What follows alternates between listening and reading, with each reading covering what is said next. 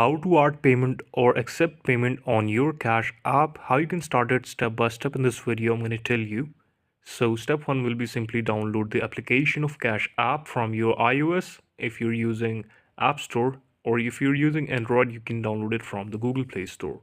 Now, if you're accepting payments for your business, it's important to set up a business account. Open the Cash app and go to your profile. Tap on Personal at the top of the screen. Switch to the business. Cash app will prompt you. You will need to provide information about your business, such as the business name, type of business, and the taxpayer ID. Step 3 is accept payments. For personal payments, share your Cashtag phone number or email with the sender. Ask the person to open their Cash app and set the payment to your Cashtag. The payment will show up in your Cash app immediately. For business payment, share your Cashtag or a QR code with the customer.